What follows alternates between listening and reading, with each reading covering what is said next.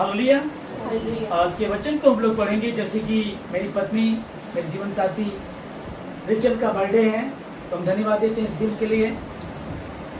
कुछ वचन से हम देखेंगे कि परमेश्वर जी क्या बातें करना चाहता है। यशायाह की पुस्तक 1 अध्याय उसका 19 में लिखा है, यदि तुम आज्ञाकारी होंगे, मेरी आज्ञा को मानोगे, तुम इस देश के उत्तम उत्तम पदार्थ को खाने पाओगे, और यदि आज्ञाकारी ना हो और बलवा करोगे तो तलवार से नाश किए जाओगे। यहोवा की यही वाणी है। कौन कहता है?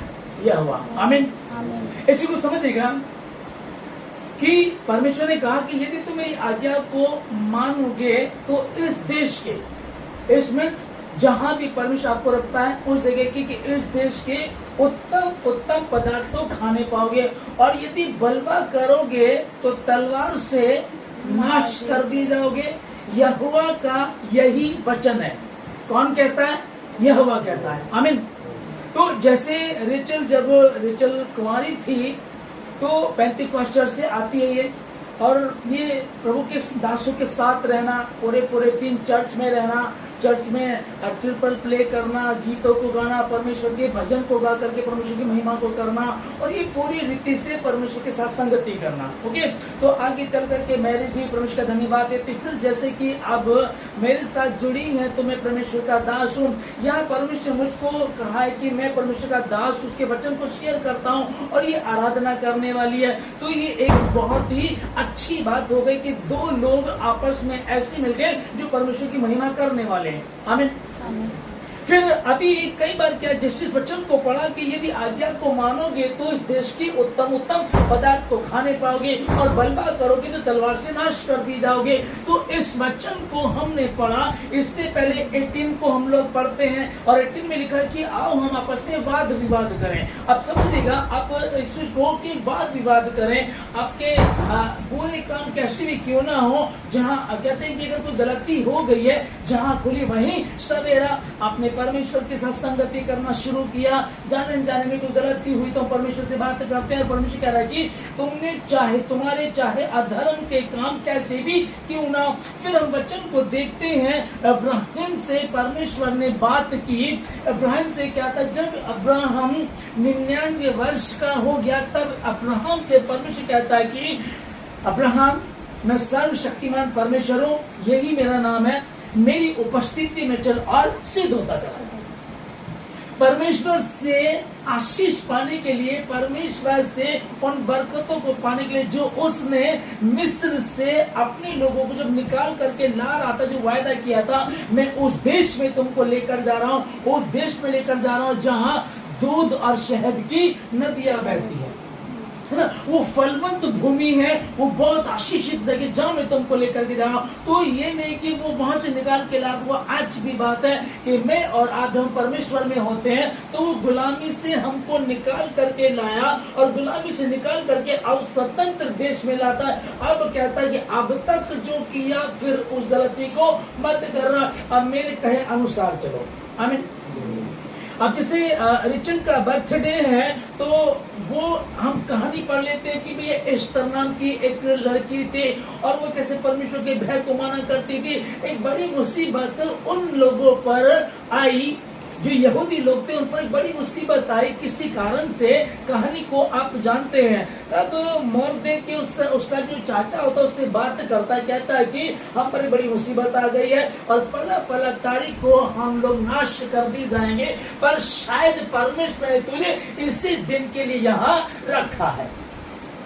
तब रिचल और मेरी मैरिज का होने का मतलब ऐसा नहीं कि हमारी सिर्फ मैरिज एक सिंपल बात है, कॉमन बात है। नहीं, ना इन्होंने मुझे ढूंढा, ना मैंने इनको ढूंढा, और ये परमेश्वर की और से डिवाइन हेल्पर दिए गए, जिन्होंने हमारे रिश्ते को कराया और तमाम जरूरतों को पूरा किया। तो मैं तो इस बात को हमेशा परमेश्वर का धन्यवाद करता हूँ कि परमेश्वर ने मुझे एक बेस्ट साथी दिया, क्योंकि जो धन यहोवा देता उसमें दुख नहीं मिलाता। फिर परमेश्वर का वचन कह रहा है कि धन और धन और संपत्ति जो है ये तो पूर्वजों से और पूर्वजों की ओर से मिलती है, परंतु भली पत्नी यहोवा की ओर ही से मिलती है। मैं इस बात के लिए बहुत शुक्रगुजार हूँ परमेश्वर का।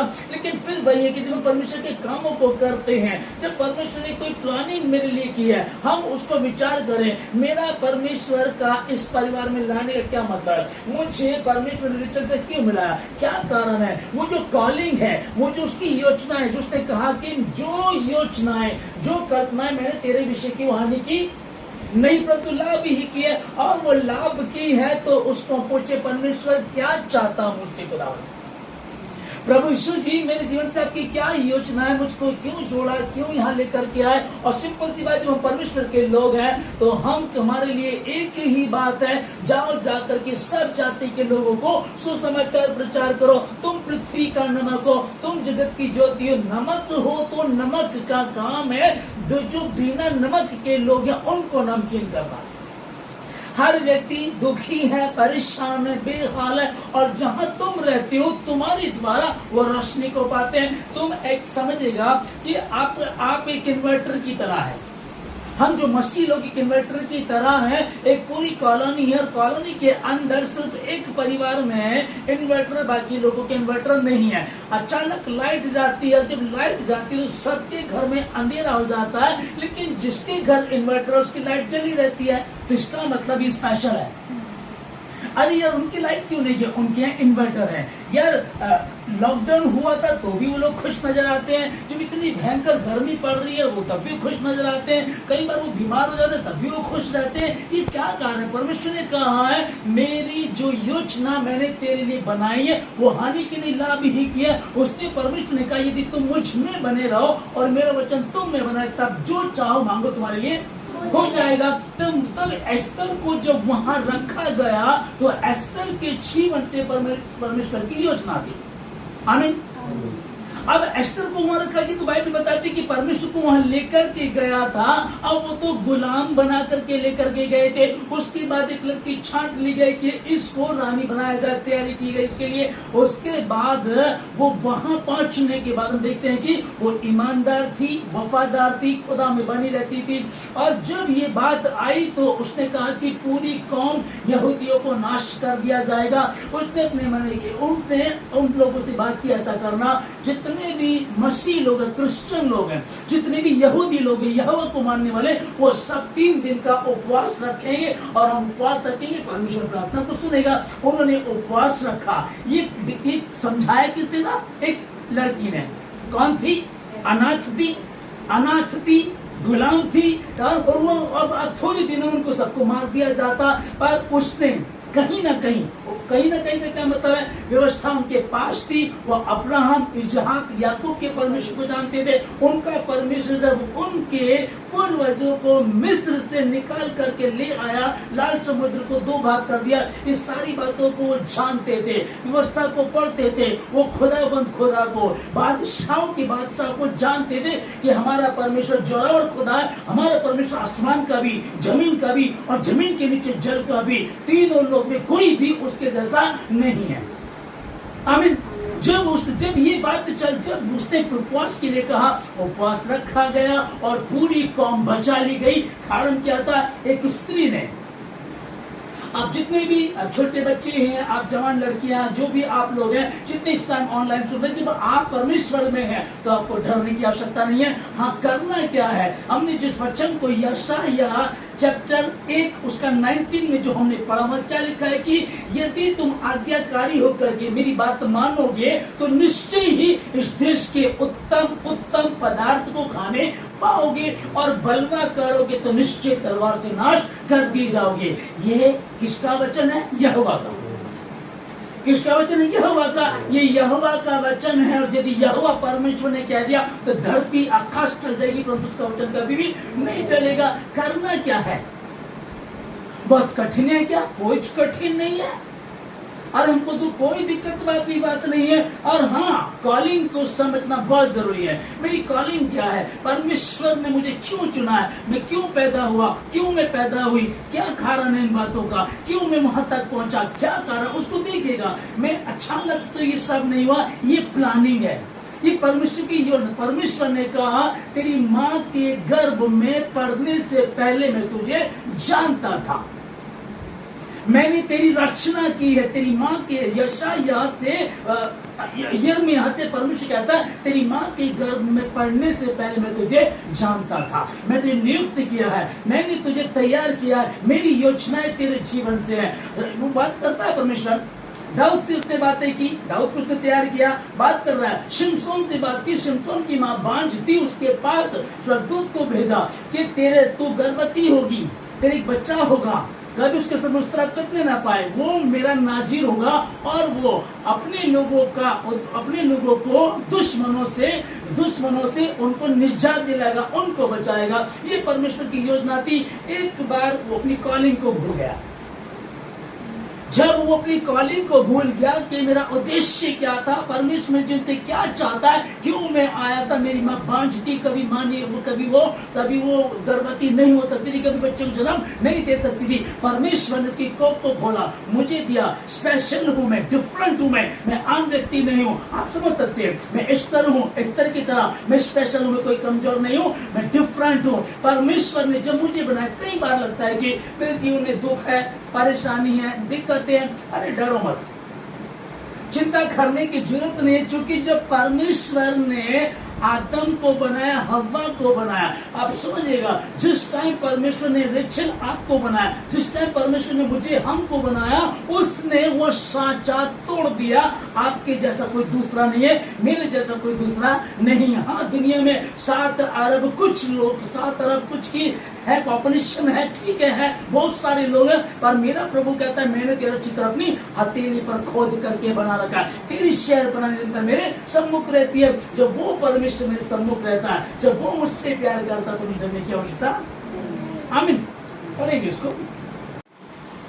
तब जिस वचन को मतलब कि परमेश्वर बात कर रहा है, यदि तुम आज्ञाकारी होंगे तो बहुत बड़ी बात नहीं है कि तुमको पहाड़ों पर जाना है, तुमको दुनिया छोड़ देनी है, तुमको ये मतलब कि कुछ ऐसे कपड़े पहन लेने, तुमको ऐसी बात नहीं कर रहा। परमेश्वर ने आया दुनिया में कहता है कि मन फिराओ चूंकि स्वर्ग का राज्य निकट है, तो मन फिराने की बात चल रही है, ये बात नहीं चल रही है, हमको कुछ और बदलना है। जब मन बदलता है तो अपने आप सब कुछ बदलता चला जाता है। यही परमेश्वर ने हमसे कहा था, और इसमें कुछ मिलावट नहीं है। आप एक गिलास लीजिएगा, उसको जब आप साफ गिलास लेंगे तो जब आप उसको बाहर से ऐसे साफ करते हो, बाहर से साफ होता रहता, अंदर से नहीं होता। परंतु जब आप अंदर से हाथ डाल के ऐसे साफ करते हैं तो भीतर से आप कर रहे हैं, बाहर से अपने आप होता चला जाता। जब हम भीतर का साफ करेंगे तो बाहर का अपने आप हो जाएगा। क्योंकि मन बदलने के लिए प्रभु ने कहा, और मन ही है जो असाध्य रोगों से ग्रस्त है, मन ही है जो इधर उधर भटकता फिरता है। तब परमेश्वर ने जब हमसे बात की है, जो प्रभु खुद कहता है कि यहोवा का यही वचन है, यहोवा की यही वाणी है। यहोवा कह रहा है, कोई दूसरा व्यक्ति इस बात को नहीं बोल रहा, ये यहोवा की वाणी है, ये सेनाओं का यहोवा कह रहा है, ये जमीन और आसमान का बनाने वाला परमेश्वर कह रहा है। ये वही है जिसने मुझको और आपको चुना, मुझसे और आपसे प्रेम किया। हम नरक में थे, हम गंध में थे, झूठ में थे, पाप में थे, परमेश्वर ने हमको वहां से निकाला। और वो यही कह रहा है कि बेटी मैं तुझसे प्यार करता हूँ, बेटे मैं तुझसे प्यार करता हूँ। फिर कहता है कि क्या तू विश्वास करती है, क्या तू विश्वास करता है? यदि हम विश्वास करते हैं तो विश्वास करने वाले के लिए कुछ भी असंभव नहीं है। रूत की कहानी को पढ़ते हैं कि वो मोआब की रहने वाली थी, और वो उसकी जो सास थी नाओमी, वो भी, उसका पति भी था, इसके 2 बेटे थे।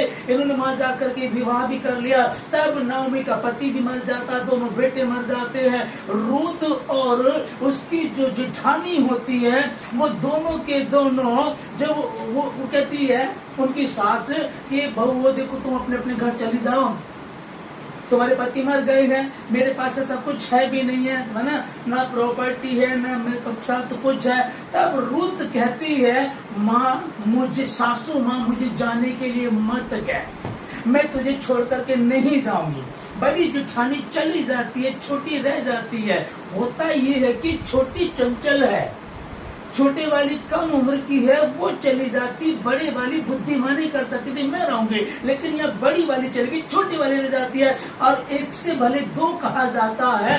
एक कई बार आपने देखा होगा कि कहीं घूमने जा रहे हैं, अरे आप चल रहे होगे मेरे साथ, दो लोग होते हैं, कई बार पिक्चर देखने जाया करते थे, कभी चलो आप चल रहे हो क्या, एक के साथ दूसरा रहता है। लेकिन यहाँ ये सोच सकती थी, यार मेरी जो जेठानी है और पाव वो तो जा रही है, अब वो जा रही, तुम यहाँ रह करके क्या करूंगी। और उसने नेगेटिव बातें भी कही होंगी, क्या करेगी, इस बुढ़िया के चक्कर में रहेगी, पति तो रहा नहीं है, पैसा कुछ है नहीं है, अकाल अभी खत्म हुआ, तुझे कमाना भी पड़ेगा, कि खिलाना भी पड़ेगा, पति का तुझे सुख नहीं है, बच्चा तेरा नहीं है, तू पागल होगी, तू रहेगी। बहुत सारी नेगेटिव बातें उसकी जेठानी ने कही होगी। लेकिन उसने कहा कि ठीक है, वो तो चली गई। अब इसकी सासू कहने लगी, वो कहती कि ऐसा कर, तू भी चली जा, देख तेरी जेठानी चलेगी, तू भी चली जा। पर ये कहते कि मुझे जाने के लिए मत कहना, हाँ तेरा परमेश्वर मेरा परमेश्वर, जहाँ तुझे मिट्टी दी जाएगी वहीं मुझे भी मिट्टी दी जाएगी। यदि मैं मृत्यु को छोड़ करके किसी और कारण से मैं तुझे छोड़ूं, तो परमेश्वर मुझसे वैसा ही और उससे भी अधिक करे। तेरा परमेश्वर मेरा परमेश्वर होगा, तेरे लोग मेरे लोग होंगे। इसने इतनी सी बात कही और बाइबल बताती है उसी के द्वारा, उसी रूप की शादी बोआज से हो जाती है, उसी के द्वारा खुदावंद यीशु मसीह आता है। परमेश्वर की जो योजना है वो बेस्ट है, उत्तम है। कई बार हमको समझ में नहीं आती, कई बार हम सोचते हैं कि कैसे होगा, मैं क्या करूंगी यहाँ रह करके। लेकिन उसने नाओमी, अपनी सास नाओमी के साथ रहना अच्छा समझा। उसने कहा ठीक है, कोई बात नहीं है। और वो दो सुबह काम पर जाती थी, खेतों में काम करती थी, बचा हुआ इकट्ठा करती थी, जो उसको वहाँ खाने को मिलता था, भुने हुए दाने, थोड़ा सा खुद खाती थी, थोड़ा सा अपनी सासू माँ के लिए बचा करके लाती थी। क्या सुख था इसके पास। पति है नहीं, आगे कोई ऑप्शन नहीं है, पैसा नहीं है। कई बार लोग होते हैं कि प्रॉपर्टी है इसलिए लोग रुक जाते हैं, पति तो है नहीं, प्रॉपर्टी है, अगर मैं किसी और से शादी करूंगी प्रॉपर्टी चली जाएगी। लोगों के दिमाग में ही रहता, पर उसके दिमाग में वहां तो कुछ था ही नहीं ऐसा। हालेलुया, है ना। तो रूत ने एक निर्णय लिया, मैं यहाँ रहूंगी, तेरा परमेश्वर मेरा परमेश्वर होगा, तेरे लोग मेरे लोग होंगे, और जहाँ तुझे मिट्टी दी जाएगी वहीं मुझे भी मिट्टी दी जाएगी। आमीन। इसने जब ये बात कही तो परमेश्वर का वचन हम पढ़ते हैं कि देख तेरा चित्र मैंने अपनी हथेली पर खोद करके बना रखा, तेरी शहरपना निरंतर मेरे सम्मुख रहती है। हर किसी जितने सुन रहे हैं, हमारी जो शहरपना है, घूमना उठना बैठना चलना, दाऊद कहता है मैं आकाश में जाऊं तो वहां भी है, अधोलोक में जाऊं तो वहां भी है। मैं तेरी आत्मा से भागकर कहाँ जाऊंगा, कहाँ छिपूंगा मैं जा करके। हालेलुया, मैं कहाँ छिपूंगा जा करके। आप समझ लो इस चीज को है।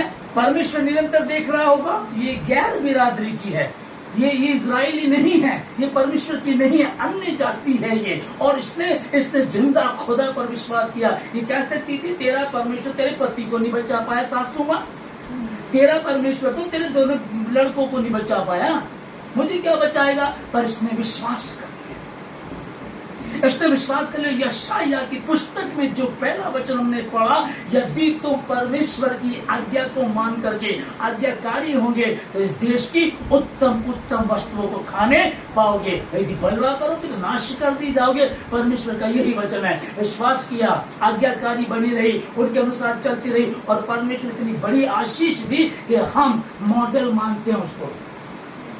हम कहते हैं रूत को देखो, रूत से सीखो कुछ, नाओमी को देखो, एस्तर को देखो। जब हम इन नामों को लेते हैं तो मैं धन्यवाद देना चाहता हूँ सारी बातों के लिए परमेश्वर का। और मैं धन्यवाद देता हूँ कि परमेश्वर मुझको अच्छा जीवन साथी रेचल मेरी पत्नी के रूप में मुझको दिया। हाँ, अब आगे यही है कि परमेश्वर की महिमा हो और परमेश्वर के वचन को आदर मिले। हालेलुया। परमेश्वर यहाँ तक लेकर के आगे भी हमको लेकर के चले। और मैं पति भी हूँ और खुदा का खादिम भी हूँ, तो पति होने के नाते तो हम पार्टनर हो गए।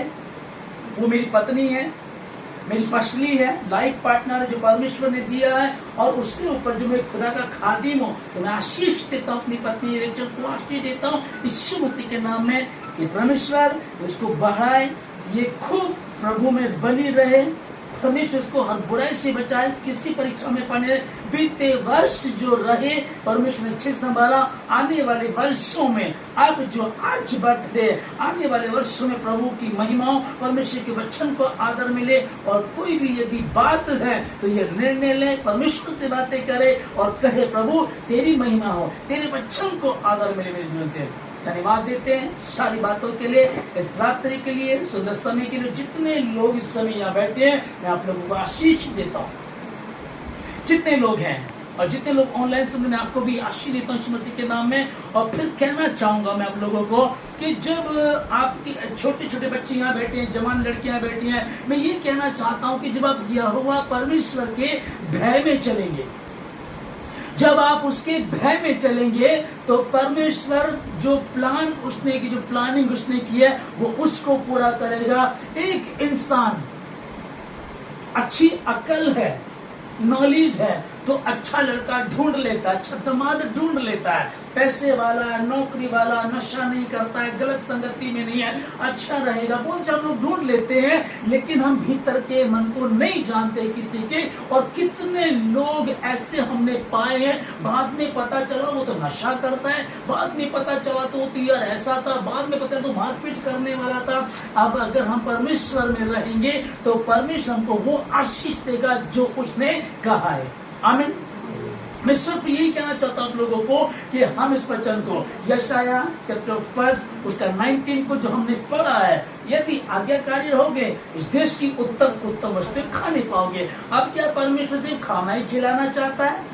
कपड़े कहाँ से आएंगे, जूता कहाँ से आएगा, राशन तो ठीक है चलो वो कह रहा है, बाकी चीजें कहाँ से आएंगी, बच्चों की पढ़ाई कैसे होगी, फिर फ्यूचर का क्या होगा? परमेश्वर कंप्लीटली आशीष देने वाला खुदा है। और जो धन यहोवा देता है उसमें दुख नहीं मिलाता। उत्तम वस्तुओं को खाने पाओगे, किसी भली वस्तु की घटी होने नहीं दूंगा। और कैसे जीवन साथी तुमको ढूंढना है उसको भी पूरा वही करेगा। तो आप सबों को जय मसीह की। परमेश्वर आप लोगों को बहुत आशीष दे, सुंदर समय के लिए, सुंदर दिन के लिए। और थैंक यू जीसस, धन्यवाद पवित्र प्रभु। मैं धन्यवाद देता हूँ सारी बातों के लिए जो आपने मुझे को परमेश्वर एक अच्छा जीवन साथी रिचल के रूप में दिया। धन्यवाद देता हूँ अपनी बेटियों के लिए, राहेल के लिए, ब्लेसी के लिए। परमेश्वर आपने मुझे आशीष दिखाओ, अपनी महिमा के लिए प्रभु मेरे जीवन से अपनी योजनाओं को पूरा करें। और प्रभु राजा यहोशू ने इस्राएलियों से कहा आज तुम चुन लो जो तुमको चुनना है, परंतु मैं और मेरा घराना हम तो यहोवा ही की सेवा करेंगे।